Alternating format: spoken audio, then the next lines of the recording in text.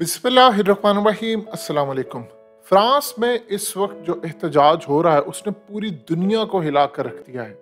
और ये एहतजाज असल में न्यू वर्ल्ड ऑर्डर के फेल होने के बाद हो रहा है। और इस एहतजाज की खासियत ये है कि इनकलाब फ्रांस के बाद सबसे बड़ा एहतजाज हो रहा है, और इतना बड़ा एहतजाज हो रहा है कि पूरे मुल्क के अंदर उन्होंने आग लगा दी है।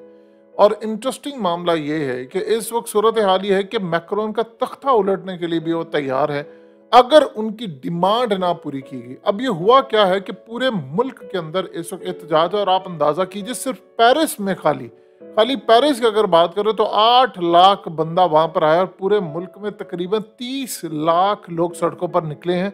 और सूरत हाल क्या हुई है? सूरत हाल ये पैदा हुई है कि इस वक्त मैक्रोन ने एक बिल पास किया जिसको पेंशन रिफॉर्म बिल कहते हैं। ये बिल क्या है? अब ये बिल असल में ये था कि आप पहले जो रिटायरमेंट की एज थी वो थी 62 ईयर्स ओल्ड, यानी 62 साल में आप रिटायर्ड हो जाते हैं। अब उसको बढ़ाने का जो प्लान था वो था 65 ईयर्स। अब मैक्रोन ने काम ये किया कि उसको बढ़ाकर 64 साल कर दिया। यानी जो सरकारी मुलाजमीन है या जो भी रिटायरमेंट के लिए कोई भी करता है उसकी जो एज होगी वो अब 64 साल होगी।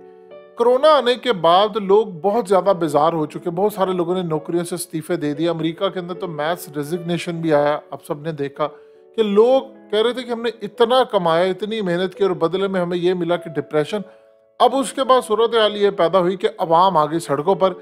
उसकी सबसे बड़ी वजह यह है कि ऑलरेडी पूरी दुनिया में महंगाई बढ़ रही है, शदीद महंगाई है। यूरोप में भी महंगाई है, और वहाँ पर महंगाई इसलिए भी है क्योंकि वो अमरीकी मफादात के लिए उन्होंने यूक्रेन की जंग में शिरकत इख्तियार की। अब यूक्रेन की जंग में जो वो कूदे हैं तो वहाँ पर जाहिर सी बात है हालात ख़राब हैं, उन पर पाबंदियाँ लगी हैं।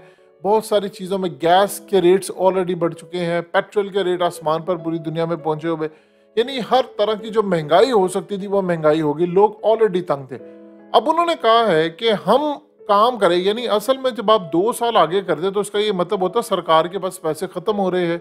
यानी वो ये चाह रहे हैं कि लोग ज़्यादा मेहनत करें, ज़्यादा मेहनत करने के बाद मज़ीद जो उनको पहले पेंशन की सारी फैसिलिटीज़ मुराद देनी पड़ती हैं वो मज़ीद 2 साल आगे, नई नौकरियां ना हो, और नौकरियां भी 2 साल बाद देनी पड़े। अब हालात वहाँ पर इतने ज़्यादा ख़राब आहिस्ता आहिस्ता होते जा रहे हैं। अवाम का जो जमे गफीर वहाँ पर निकला है, उन्होंने ईंट से ईंट बजा कर रख दी है। यानी आप ये सोच लें कि वहाँ पर उनके दिमागों में आज भी इनकलाब फ्रांस की जो नवीद है वो सुनाई देती है।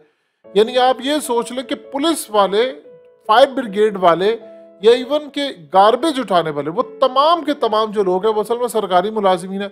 उन्होंने काम ये किया, कुछ तो पुलिस वालों ने उनको रोकने की कोशिश की, जाहिर सी बात है लॉ एंड ऑर्डर को मेंटेन रखना, लेकिन बहुत सारे पुलिस वाले उनके साथ खड़े हो गए और उसके साथ सरकारी मुलाजिमीन खड़े हो गए। उन्होंने कहा कि भाई ठीक है, हमारे बच्चों के मुस्तकबिल का सवाल है, हमारा दिमाग खराब है, महंगाई ऑलरेडी अरूज पर पहुंची है और तुम ये रिटायरमेंट का मामला रखोगे।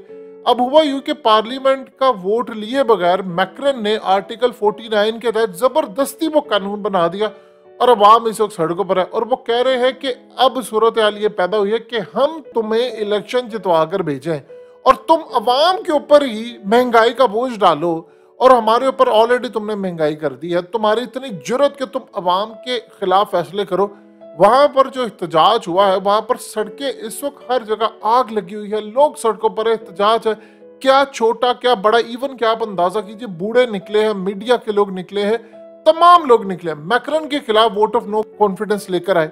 अब वो vote of no confidence fail हो गया, यानी वो पूरी तरह उसको निकाल नहीं सके, उनके पास इतनी मेजोरिटी नहीं थी।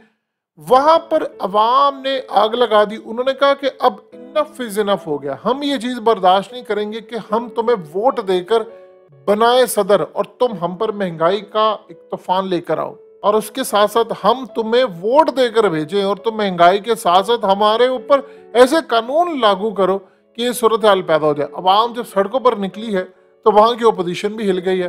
अब मैक्रोन इस वक्त ये सोच रहे हैं कि कानून उनको वापस लेना पड़ेगा। अब आप ये देखिए कि सबसे ज्यादा खतरा ये है कि वहां पर टूरिस्ट आए हैं, यानी पूरी दुनिया के अंदर वो अपने लोगों को कह रहे हैं वहां पर असल में हो क्या रहा है। ये जो न्यू वर्ल्ड ऑर्डर था ये असल में वहां पर फेल हो गया। पूरी दुनिया में ये जो आपको सराहत नजर आ रहे हैं तबाही के, वो न्यू वर्ल्ड ऑर्डर की तबाही की है। महंगाई बढ़ रही है, लोग सड़कों पर आ रहे हैं, यार तमाशा है कब तक। देखिए पाकिस्तान के जो हालात अगर आप कंपेयर करें तो यूरोप के तो वो हालात ही नहीं है।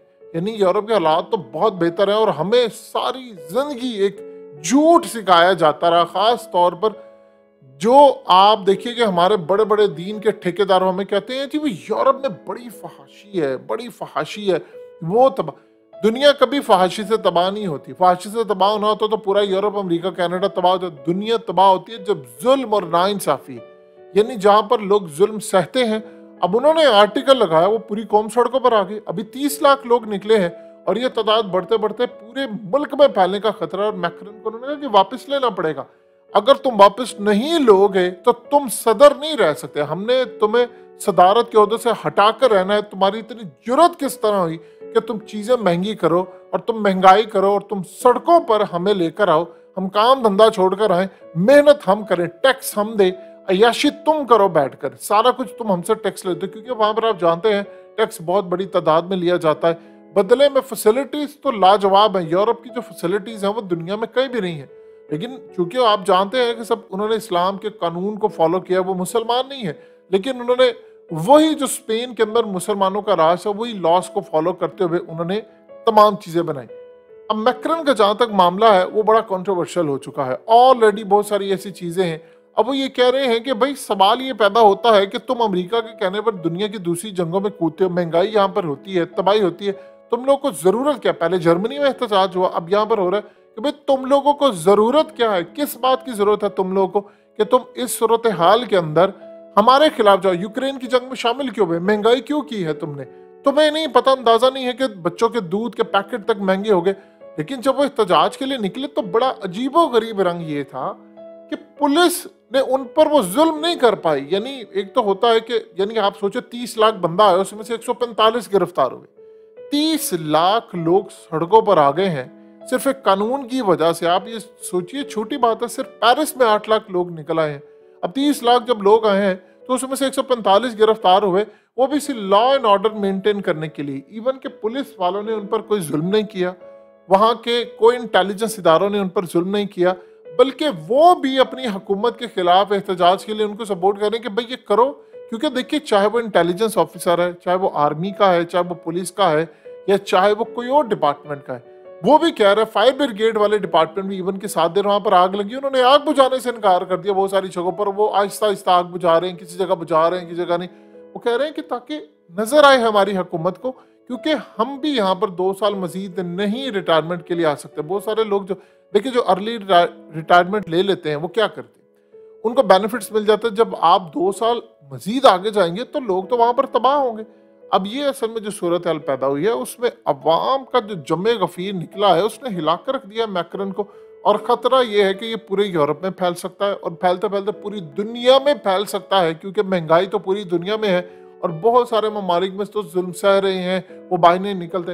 लिहाजा इस सूरत हाल के अंदर जो फ्रांस में इस वक्त हो रहा है वो क्लियरली इंडिकेट कर रहा है कि न्यू वर्ल्ड ऑर्डर फेल हो चुका है और अवाम निकल आई है सड़कों पर। उन्होंने कहा है क्योंकि वो जो करना चाह रहे थे, वो पूरी दुनिया को गुलाम बनाना चाह रहे थे, वो प्लान्स उनके अभी फेल होते नजर आ रहे हैं।